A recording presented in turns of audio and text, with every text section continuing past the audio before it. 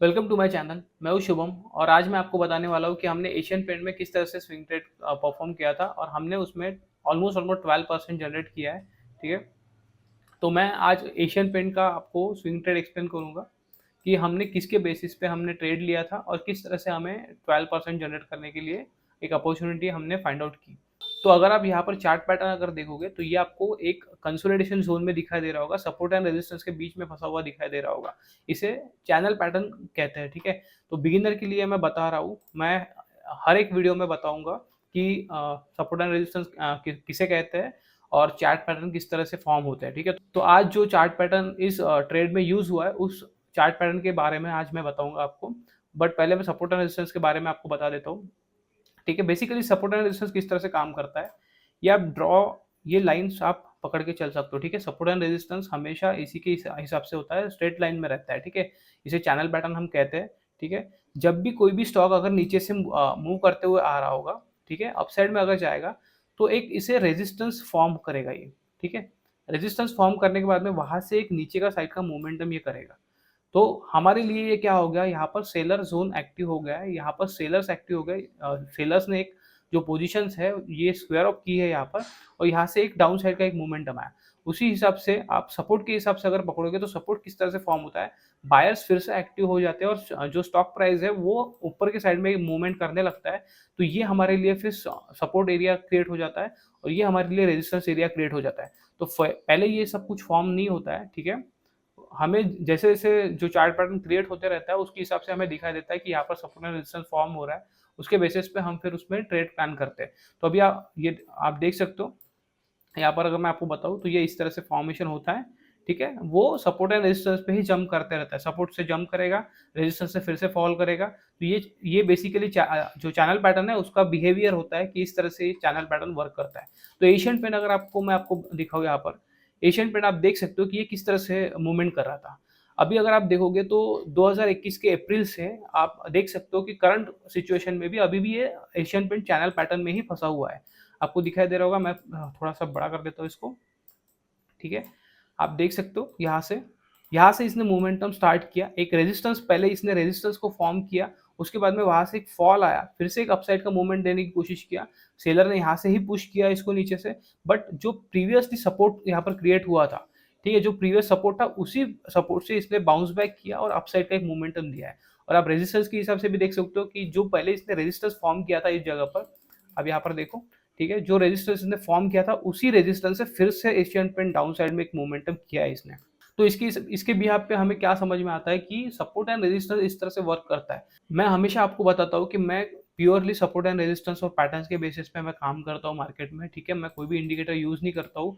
मुझे अगर support and resistance दिखता है या कोई पैटर्न दिखता है तो उसके बेसिस पे मैं ट्रेड लेता हूँ। ज्यादातर मेरा जो सपोर्ट एंड रेजिस्टेंस है, सप्लाई डिमांड जोन भी हम कहते हैं उसे, जैसे ये डिमांड जोन है और ये सप्लाई जोन है। ठीक है, तो उसके हिसाब से मैं उसी के बेसिस पे कोई भी ट्रेड अगर प्लान करता हूँ तो उसी के बेसिस पे ही करता हूँ। ठीक है, तो मैं उसी के हिसाब से आपको पढ़ाऊंगा कि किस तरह से हम वो उस तरह से ट्रेड करके भी हम अच्छा खासा प्रॉफिट जनरेट कर सकते हैं, अच्छा खासा परसेंट ऑफ रिटर्न हम निकाल सकते हैं स्टॉक से। ज़्यादा कॉम्प्लिकेटेड हम करेंगे नहीं। ठीक है, सिंपल वे में आपको बताऊंगा, क्योंकि अगर स्टॉक मार्केट ऐसी चीज़ है, अगर आप ज़्यादा कॉम्प्लिकेट करोगे तो आप कभी समझ नहीं पाओगे इसको। तो इसलिए जितना जितना आप सिंपल रख सकते हो उसके बेसिस पे ही मैं आपको बताऊंगा। ठीक है, तो हमेशा हमें जब भी बाइंग की अपॉर्चुनिटी फाइंड आउट करना है तो हमें बाइंग की अपॉर्चुनिटी हमेशा सपोर्ट एरिया के अराउंड ही फॉर्म करना है। ठीक है, जिस तरह से आप पकड़ के चल सकते हो कि सपोर्ट एरिया सिर्फ यहाँ पर ही नहीं रहेगा। ठीक है, हो सकता है कि अगर ये यहाँ से भी 3-4 बार अगर बाउंस हो जाता अपसाइड में तो हमारे लिए ये भी एक सपोर्ट एरिया क्रिएट हो सकता था। जिस तरह से हमें जब मैंने एशियन पेंट में प्रॉफिट बुक किया तो मैंने एशियन पेंट में प्रॉफिट इस जगह पर बुक किया। क्यों यहाँ पर बुक किया? क्योंकि हो सकता था कि यहाँ से एक रेजिस्टेंस फॉर्म करके ये नीचे के साइड में मूवमेंट कर सकता था, क्योंकि आप प्रीवियस सेशन में देख सकते हो यहाँ से थोड़ा अपसाइड में मूवमेंट किया और फिर यहाँ से नीचे के साइड में फॉल कर दिया इसने। तो हम अपना जो परसेंट ऑफ रिटर्न है हमने जो जनरेट किया था वो हम हाथ से गवा नहीं सकते थे। हो सकता था कि ये यहाँ से फिर से नीचे के साइड में आया, उसके बाद में हम फिर से अपॉर्चुनिटी ग्रैब करें और यहाँ से फिर से अच्छा खासा एक जो परसेंट ऑफ रिटर्न है वो इस एशियन पेंट में जनरेट करें। बट वो बात की बात है, जो हमने एक्चुअल में किया है वो हम देखेंगे। जो ये चैनल पैटर्न में जिस तरह से काम करता है उसी को हम रेजिस्टेंस एंड सपोर्ट बोलते हैं। ठीक है, सप्लाई एंड डिमांड आप बोल सकते हो कि हमेशा रेजिस्टेंस के पास में जो सेलर है वो एक्टिव होते हैं और हमेशा सपोर्ट के पास में, सपोर्ट एरिया, डिमांड जोन भी आप बोल सकते हो इसको, उसके पास में हमेशा बायर्स एक्टिव होते हैं, ठीक है, क्योंकि यहाँ पर हमेशा बायर एक्टिव हो गए क्योंकि उनको नीचे के प्राइस में मिलता है। तो ये आप समझ चुके होंगे कि रेजिस्टेंस एंड सपोर्ट किससे कहते हैं, ठीक है। एशियन पेंट में मैंने ये पहले फॉर्म करके रखा था, उसके बिहाफ पे अगर मैं दिखाऊं तो मैंने छोटे टाइम फ्रेम में 1 आवर के, क्योंकि मेरा स्विंग ट्रेड रहता है तो स्विंग ट्रेड में हम छोटा टाइम फ्रेम यूज करते हैं। 1 डे के हिसाब से मैं लॉन्ग टर्म के बेसिस पे या शॉर्ट टर्म के बेसिस पे मैं इसमें ट्रेड नहीं करता हूँ। मैं मेरा ज़्यादा से ज़्यादा ट्रेड रहता है 1 महीना, 2 महीना, 3 महीने के हिसाब से रहता है। जो एशियन पेंट का जो ट्रेड है वो थोड़ा सा लंबा खींच गया, ठीक है, 4 महीने ऑलमोस्ट लगे उसको, बट हमारे डायरेक्शन में वो मूवमेंट कर रहा था, उसकी वजह से मैं वहाँ पर रुका रहा, ठीक है। तो हमने अच्छा खासा प्रॉफिट जनरेट किया उसमें 12% के अराउंड। अब ये जो अकाउंट मैं आपको दिखाने वाला हूँ, ये आप अकाउंट जो है वो 2 लाख का अकाउंट है ऑलमोस्ट, और मैं यही अकाउंट आपको दिखाता हूँ, ठीक है। इसी में हम जनरेट करते हैं, इसी में मैंने ये आप स्टॉक देख सकते हो इतने सारे, इसमें हमने डाइवर्सिफाई करके रखा है, बट ये पूरे स्विंग ट्रेड है, ठीक है। कोई भी ट्रेड लॉन्ग टर्म के बेसिस पे नहीं है, कंप्लीटली स्विंग ट्रेड है। मैंने ज़्यादा दिनों से यहाँ पर ट्रेड नहीं कर रहा हूँ, और जो स्विंग ट्रेड के हिसाब से मैं जो चैनल पे दिखाना चाहता हूँ उसके बेसिस पे ही मैंने वहाँ पर ट्रेड बनाया। मेरे से ही हमने शुरू किया था, मैं आपको पूरे जो भी ट्रेड उसमें कंप्लीट हुए हैं वो मैं सब कुछ आपको दिखाऊंगा कि कौन से ट्रेड हमने स्विंग ट्रेड के लिए लिए थे, किस बेसिस पे लिए थे और किस तरह से वो वर्क हुआ है, ठीक है। तो हम एशियन पेंट का एक समझ लेते हैं। यहाँ पर अगर आप देखोगे तो ये मैंने बड़ा टाइम फ्रेम दिखा दिया, ये इसलिए दिखाया क्योंकि इसके बेसिस पे हमने एक ट्रेड यहाँ पर फाइंड आउट किया था। मैं 1 आवर के टाइम फ्रेम में आपको लेकर जाता हूँ, ठीक है।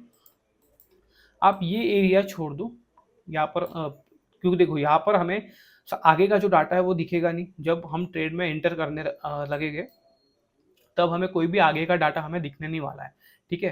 प्रीवियस डाटा जो है उसके बेसिस पे ही हमें आगे का डाटा जो है वो प्रिडिक्ट करना पड़ता है, ठीक है। तो प्रिडिक्शन के हिसाब से आप हमेशा सोचो कि जितना आपको नीचे की साइड में एंट्री मिले उतना अच्छा है, ठीक है। कभी भी जो स्टॉक आप अगर बाय करते हो, कोई भी स्टॉक अगर बाय करते हो तो अपसाइड में कभी भी बाय नहीं करना है, उसको नीचे की साइड में मूवमेंट करना चाहिए, तब आप बाय करोगे तो आपको एक अच्छा स्टॉप लॉस मिलेगा।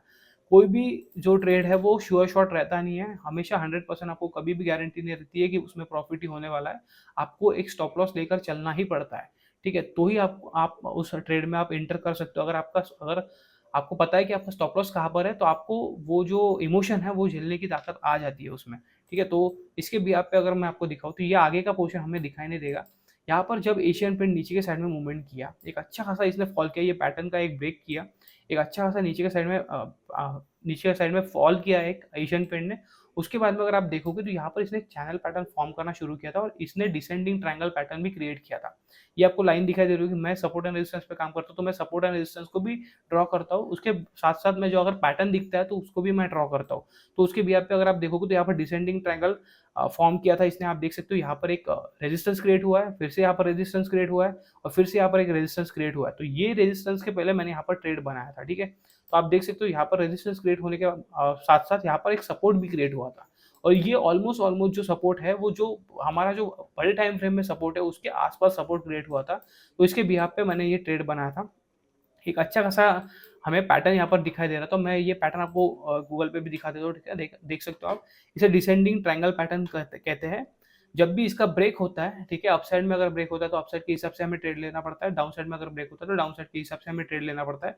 बट किस पोजीशन पे है वो हमें देखना जरूरी है, ठीक है। ये आप देख सकते हो, इसके हिसाब से अगर ब्रेक होता है तो उसके हिसाब से हमें ट्रेड लेना पड़ता है। तो आप अगर यहाँ पर देखोगे तो मैंने ब्रेक के पहले ट्रेड लिया था, क्यों? क्योंकि मुझे अगर मैं यहाँ पर ट्रेड लेता हूँ तो मुझे मेरा स्टॉप लॉस जो है वो छोटा मिल रहा था और उसके हिसाब से मेरा 2:1 का रिस्क रिवॉर्ड मैच हो रहा था यहाँ पर, ठीक है। मैं दिखाता हूँ, ठीक है। 22 तारीख को हमारी एंट्री थी, ठीक है, और हमारा जो ट्रेड का एग्जिट है वो 22 अगस्त के हिसाब से कुछ तो भी हुआ है, ठीक है। मैं ट्रेड बुक में आपको दिखाता हूँ, ये आप ट्रेड बुक देख सकते हो, ये जीरोधा का कंसोल है, ठीक है। इसमें मैंने निकाल के रखा है कि किस दिन हमारा एंट्री हुआ था, किस टाइम पे एंट्री हुआ था और किस दिन हमारा एग्जिट हुआ, और टाइम भी आप देख सकते हो यहाँ पर।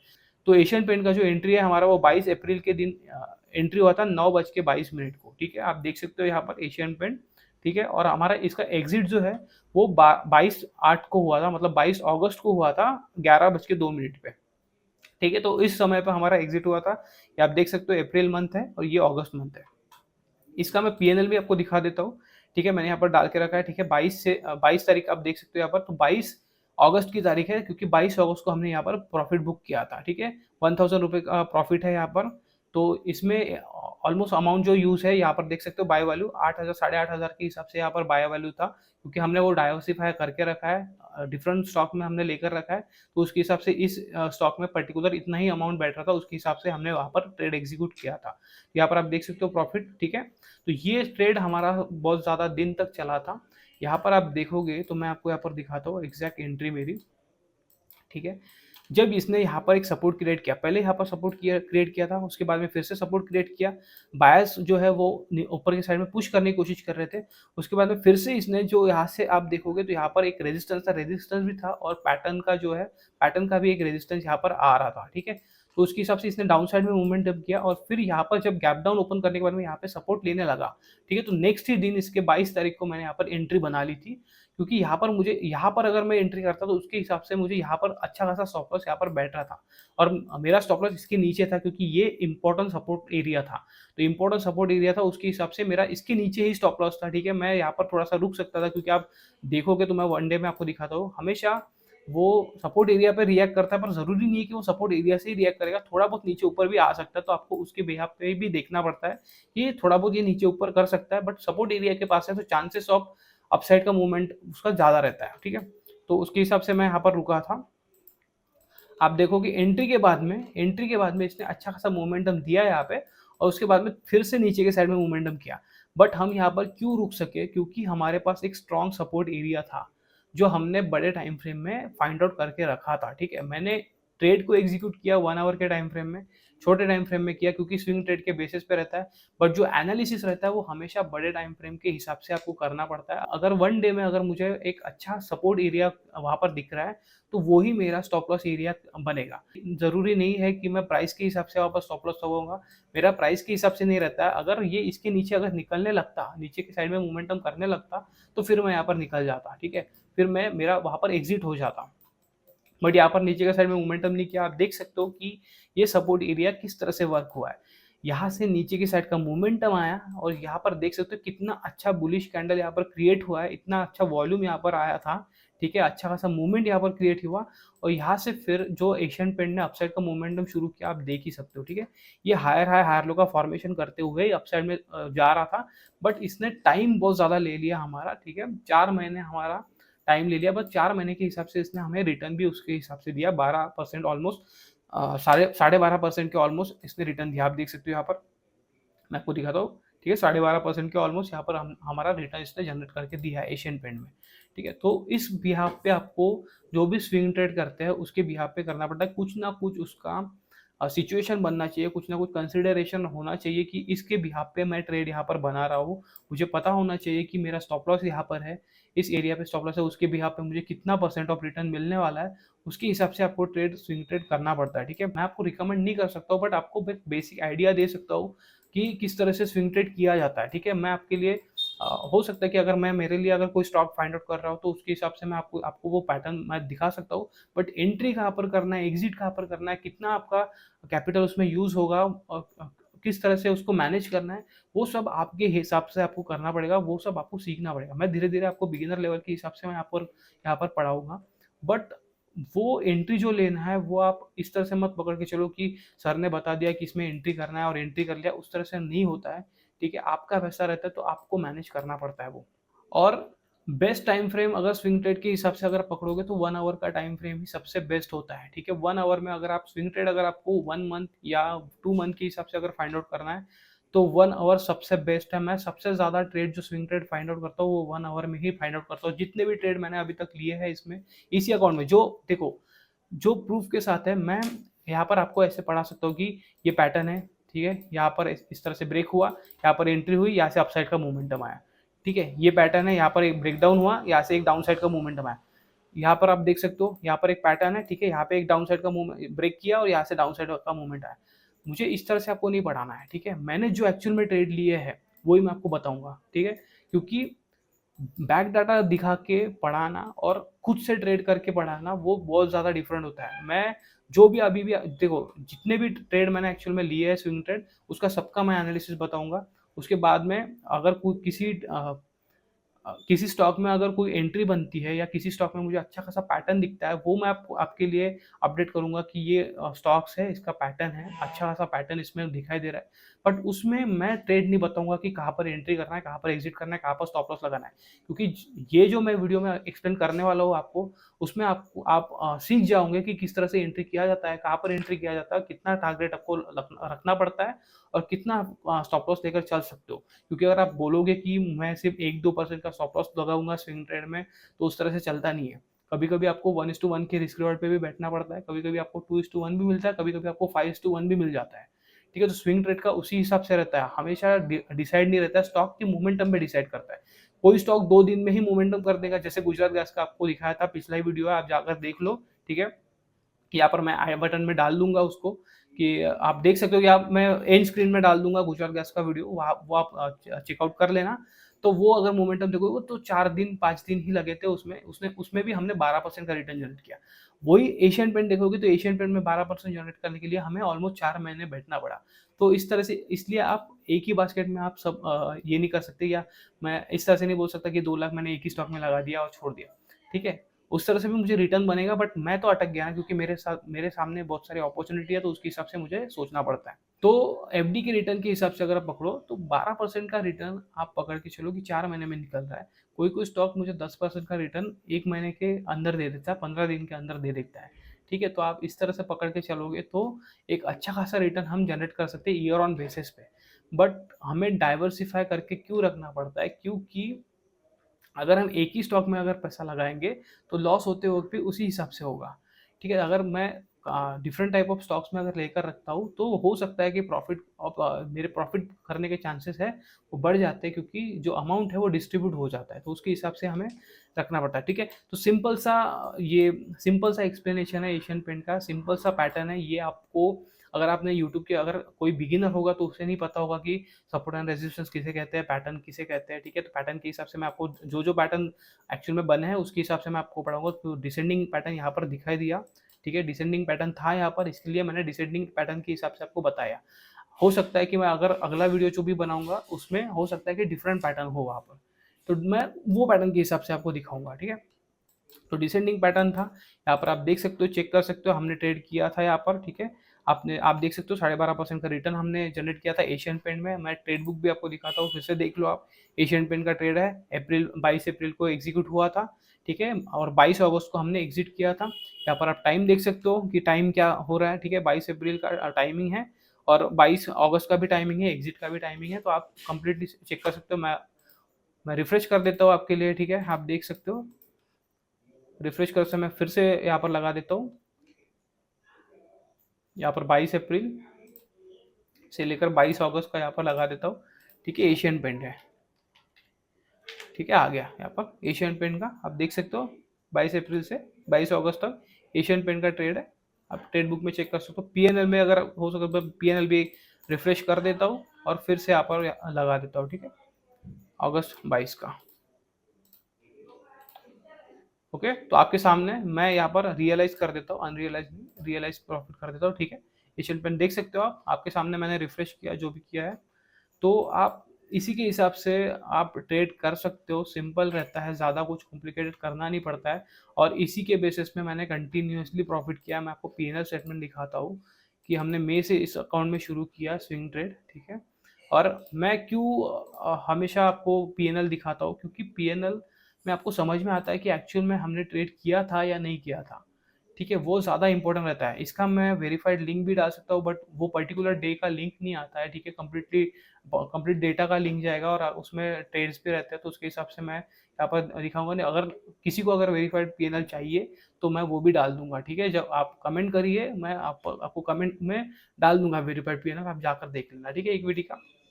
बट आप देख सकते हो कि यहाँ पर हमने जो भी ट्रेड किया है, जितने भी ट्रेड किए हैं, आप देख सकते हो ऑलमोस्ट जुलाई के एंडिंग तक वो कम्प्लीटली ग्रीन में है। ठीक है, बट यहाँ पर ये जो कंप्लीट ट्रेड आपको दिखाई दे रहा है, ये कम्प्लीटली स्विंग ट्रेड है। अगस्त मंथ में यहाँ पर आपको दिखाई दे रहे होंगे 4 रेड। वो क्यों है, क्योंकि अगस्त में जापान का क्राइसिस आया था, जापान में फॉल हुआ था, उसके हिसाब से यहाँ पर हमारे कुछ ट्रेड में स्टॉप लॉस हिट हो गया था। तो इसलिए यहाँ पर हमें स्टॉप लॉस बुक करना पड़ा और अगस्त मंथ में हमारा कुछ भी प्रॉफिट जनरेट हुआ नहीं। बट आप यहाँ पर देख सकते हो बाकी जो कंप्लीट मंथ है वो कंप्लीटली ग्रीन है। और आप ये 16 तारीख का 16 अगस्त का लास्ट लॉस था। उसके बाद में आप देख सकते हो यहाँ पर 22 तारीख को मैंने जो प्रॉफिट बुक किया, तो ये 22 तारीख का एशियन पेंट का ही प्रॉफिट है। उसके बाद में ये भी देख सकते हो 27 तारीख को भी मैंने प्रॉफिट बुक किया और 28 तारीख को भी मैंने प्रॉफिट बुक किया। और करंट मंथ में अगर सितंबर मंथ में देखोगे तो अभी ये वाला जो सितंबर का 2 तारीख का जो ट्रेड है वो गुजरात गैस का ट्रेड है जो मैंने आपको बताया था। तो ये यहाँ पर आ चुका है, मैं आपको ये ओपन करके दिखाता हूँ। ठीक है, हम देख लेते हैं वो, क्योंकि मैंने आपको बताया था कि मैं आपको दिखाऊंगा, तो वो भी दिखा देता हूँ। ठीक है, आप देख सकते हो यहाँ पर ये वाला है जो ट्रेड है, ये गुजरात गैस का ट्रेड है और इंडसइंड का टावर का भी मैंने यहाँ पर प्रॉफिट बुक किया था। तो इंडसइंड टावर का इस तरह से हुआ था कि इंडसइंड टावर का जो अलर्ट है वो मैंने लगा के नहीं रखा था। तो मेरा जो सिस्टम में रहता है यहाँ पर अलर्ट लगे हुए रहते हैं। ठीक है, जो भी टारगेट रहता है वो मैं वहाँ पर डाल देता हूँ और जो स्टॉप लॉस लगा रहता है वो भी मैं वहाँ पर डाल देता हूँ। तो अलर्ट आ जाता है, तो गलती से जो इसका अलर्ट है, ठीक है, इंडसइंड टावर का, वो डालना मैं भूल गया था।